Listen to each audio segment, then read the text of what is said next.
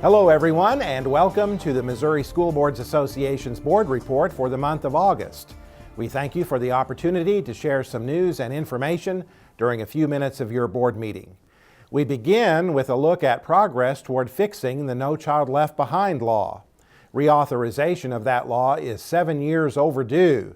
Finally, this summer, the U.S. House of Representatives and the U.S. Senate passed versions of the rewrite designed to restore more decision-making to the states and to local school boards.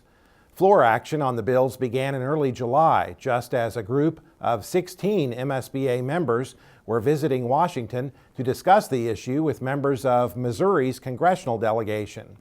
MSBA Executive Director Melissa Randall led the group on the visit, and she says both bills are a major improvement over No Child Left Behind, since they contain positive provisions that support local governance and community ownership of public schools. But the theme of both the House and the Senate bills was to drive more decision-making to the state and local level, and something that we find critical because there's such diversity across our country and even within our own state that it's important so that we can serve the unique needs of all children, that those decisions are driven down to the state level and the local level so we can customize an education for each child. Randall says the Senate version of the bill, called the Every Child Achieves Act, is preferable. The House version contains a troubling provision called portability that would allow students to take Title I money with them should they move to another public school. House and Senate negotiators will be meeting this fall to try to work out a compromise bill to send to President Obama's desk. Prospective teachers in Missouri have been taking some new tests for about a year now called the Missouri Content Assessments. Those tests are designed to raise standards for Missouri teachers and ensure they have command of their subject areas. But far fewer prospective teachers are passing the new tests compared to the less rigorous praxis tests that were given for many years, especially in the areas of science and math.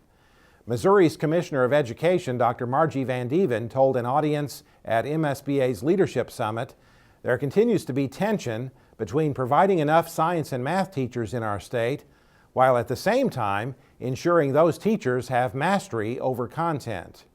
If we're going to really improve our children's opportunities for math and science, we better find people in the classroom that are excited about the content, one, not afraid of the content at minimum, and are able to move forward with that. So it's, you can see the dilemma we're struggling with.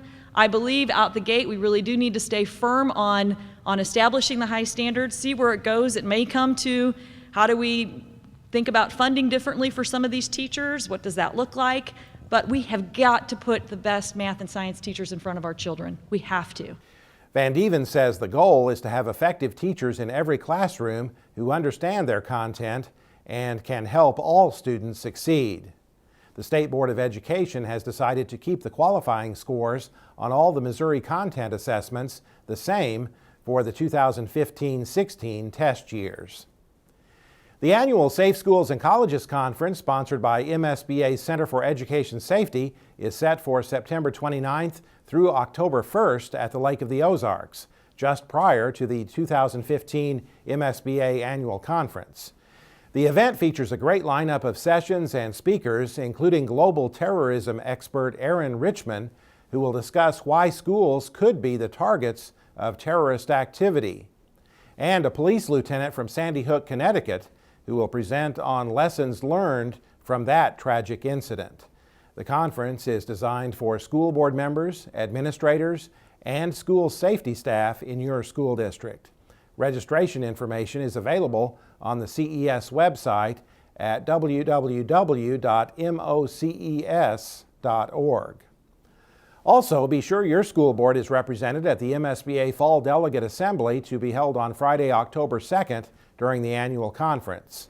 This delegate assembly will be voting on the proposed legislative resolutions that will form the basis of MSBA's advocacy efforts during the 2016 session of the Missouri General Assembly. Delegates do not have to be registered for the annual conference in order to participate in the delegate assembly, And if your board's designated delegate cannot attend, you can send another board member to represent your board at this important meeting. Please encourage your high school students to enter the 3rd annual What's Super About Public Schools Student Video Contest. High school students can enter the contest by producing a 60-second video supporting the good things going on in our public schools. The winning video will be featured at this year's MSBA Annual Conference in early October. Contest details are available on the MSBA website. That's it for this month's edition of the MSBA Board Report. Thanks for allowing us to have some time at your board meeting, and so long from Columbia.